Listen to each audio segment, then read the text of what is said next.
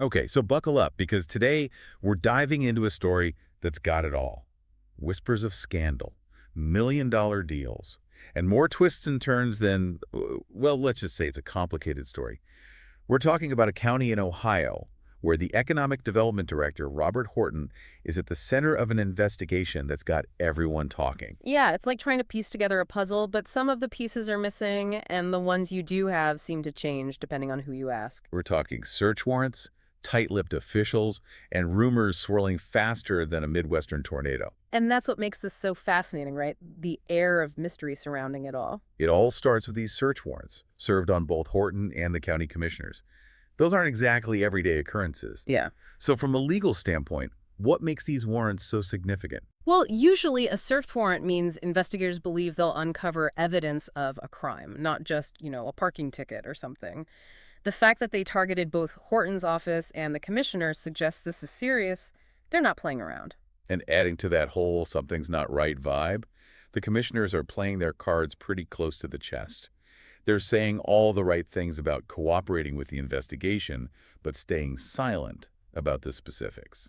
That silence speaks volumes, my guess. They're probably following legal advice, especially if a grand jury is involved, which, let's be honest, adds another layer of intrigue to this whole thing. Right, because grand juries are all about secrecy, right, to protect the investigation. Exactly. They operate under a cloak of secrecy, for lack of a better term. It's to protect the integrity of the investigation, prevent witness tampering, that sort of thing. Now, this isn't exactly breaking news. We found articles from about a month ago that mentioned a criminal investigation and Horton being placed on paid leave. What's the significance of that gap between then and now and the fact that he's still on leave? It tells me that this investigation is far from over. They haven't cleared him, but they haven't charged him either. It creates this cloud of uncertainty, not just for Horton, but for the county's economic development plans, too. And you know what happens when concrete information is hard to come by? People start speculating. Exactly. Rumors and speculation fill that void like weeds. It's the double-edged sword of leaks, isn't it? On the one hand, they can provide some insight, but they can also muddy the waters, potentially shaping public opinion before all the facts are out. Okay, so we've got this investigation going on, lots of questions, very few answers. But here's where things get really interesting. Remember O'Steele Buildings?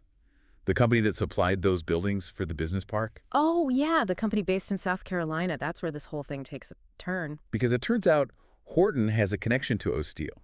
He was actually listed as a representative for the company at one point. And get this, his wife, she was involved in a similar company, an LLC, also with O'Steele in the name. Interesting. And we're not talking about a small operation here. The Southern Ohio Port Authority, they negotiated contracts with O'Steele worth a whopping $1.7 million. And guess who was leading those negotiations? Horton. You guessed it, Robert Horton himself. Okay, now that raises some eyebrows. This is where we need to talk about conflict of interest, because it's a big deal in government, business, everywhere, really. Basically, it's when someone's personal interests, like Horton's ties to O'Steele, have the potential to influence their professional decisions, and not necessarily in a good way. And the journalists covering this story, they were all over this. They pressed the commissioners about these potential conflicts of interest, but the responses they got were, well, let's just say they were less than satisfying. Ah, yes. The good old no comment or vague answers that raise more questions than they answer. It makes you wonder, are they trying to hide something, or are they just really bad at PR? Seriously. Because when you're talking about public funds, especially contracts worth millions of dollars, the public has a right to know that everything's on the up and up. They deserve transparency. They deserve accountability. 100%. And this is a county that's heavily invested in economic development projects, right? Like that ambitious Pure Cycle initiative we've been hearing about. That's right, Pure Cycle. This massive $300 million project, spearheaded by SOPA, aiming to completely change how we recycle plastics. Big promises, big money. But you use the word ambitious, and I think there's a healthy dose of skepticism surrounding this whole endeavor, isn't there? Oh, there's definitely some healthy skepticism out there. And for good reason. We're talking about a lot of money riding on technology that's still largely unproven. $300 million. That's Yeah. not exactly chump change. Where's the skepticism coming from specifically? Well, there's this firm, Hindenburg Research. They're known for their investigations into corporate practices. And let's just say they didn't mince words when it came to Pure Cycle. They called it a charade, questioned the technology, and even went so far as to call the financial projections ridiculous. Not exactly Nice. glowing endorsements, right? Charade and ridiculous are not words you want associated with your multi-million-dollar project. Yeah. What makes Hindenburg Research a credible source of doubt in this whole situation? Well, they have a history. They've conducted some pretty high-profile investigations, exposed corporate wrongdoing, even brought down companies with similar claims that didn't hold up under scrutiny. So, yeah, I'd say their concerns carry some weight. One thing I find particularly concerning is that Hindenburg pointed out that Pure Cycle hasn't generated any revenue. It's all promises, no profits at this point. And yet, some executives are already getting hefty bonuses. That seems a little, I don't know, premature. It does raise some red flags. And to add to that, Hindenburg also revealed that several of PureCycle's top executives have been involved with companies that went belly up, leaving investors high and dry. So you can understand why people might be a little wary of history repeating itself. So let's recap for a moment. We've got potential conflicts of interest with Horton and O'Steele, a massive economic development project with some serious question marks, and a criminal investigation that no one seems to want to talk about openly. And right at the center of it all is Robert Horton. And just to be clear, right now, Horton hasn't been charged with anything. However, these allegations, those questions surrounding PureCycle, those are serious.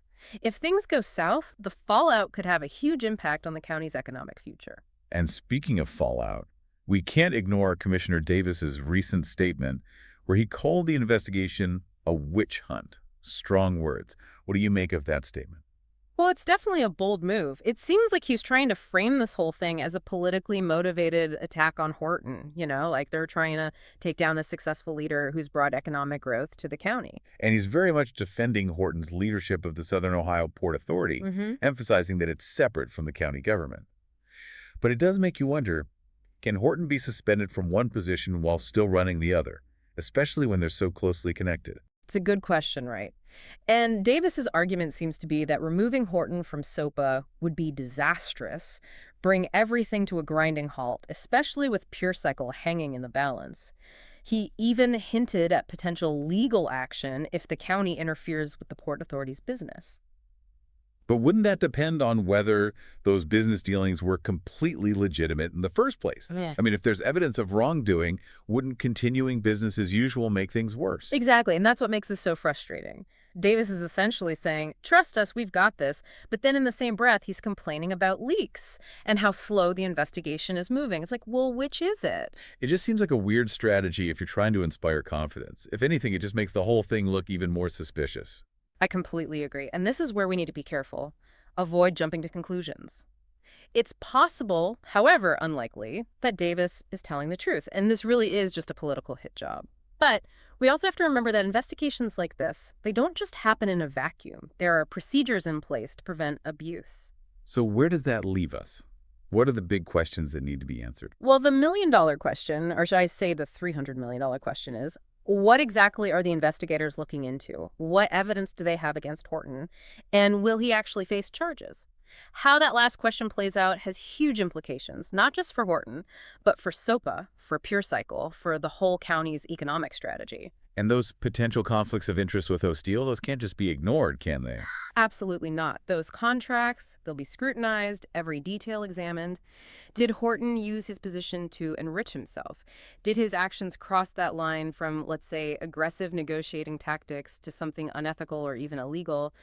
These are the questions investigators will be trying to answer. There's just so much to unravel here, and right now we have way more questions than answers. But one thing's for sure, this whole situation underscores the importance of transparency and accountability, especially when you're dealing with public funds and economic development projects that can make or break a community. 100%. And it makes you think about that balance between promoting economic development and ensuring ethical conduct. Are there ever times when it's okay to bend the rules, overlook potential conflicts of interest if it leads to economic growth? And if so, who gets to make that call? And maybe even more importantly, who's ultimately held responsible if those decisions blow up in everyone's faces? Tough questions, but they're the right ones to be asking, especially for communities pinning their hopes on these huge development projects. Because as this case shows, the pursuit of progress isn't always a smooth ride. There can be some serious bumps along the way. Speaking of bumps in the road, that witch hunt comment from Commissioner Davis, that definitely threw some fuel on the fire, didn't it? What are the implications of a statement like that, especially with an active investigation going on?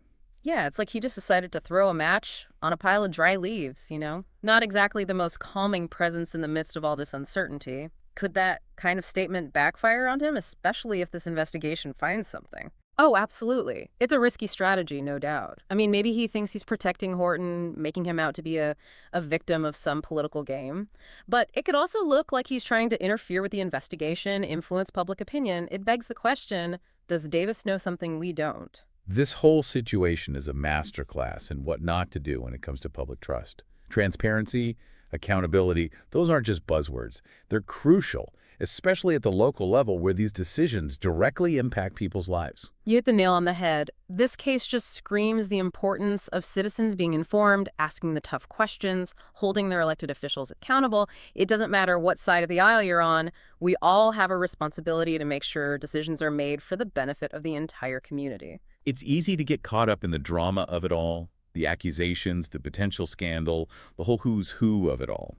But at the heart of this story, we're talking about people's lives, a community that wants jobs, opportunities, a better future. And that's what makes this case so disheartening. Because if these allegations are true, it suggests a real betrayal of that trust, that people's hopes were manipulated for someone's personal gain. That's a tough pill to swallow. Absolutely. And that kind of betrayal, it can be corrosive. It breeds cynicism, apathy, makes people less likely to participate in the process when they feel like the deck is stacked against them. It's true. But even in these kinds of situations, even when it seems bleak, I find hope in the resilience of communities. They find a way to come together, demand better, hold their leaders accountable. I'm with you on that. Because at the end of the day, we all have a stake in creating a future that's more just, more equitable, more prosperous. And that starts with staying informed, asking those tough questions, demanding transparency from our leaders.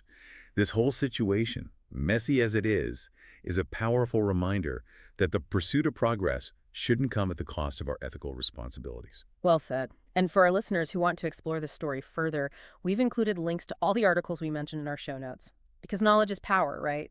Especially when it comes to local matters. Absolutely. I think if this deep dive has taught us anything, it's that sometimes the most important stories are the ones happening right in our own backyards. So stay curious, stay engaged, and keep those questions coming. Until next time.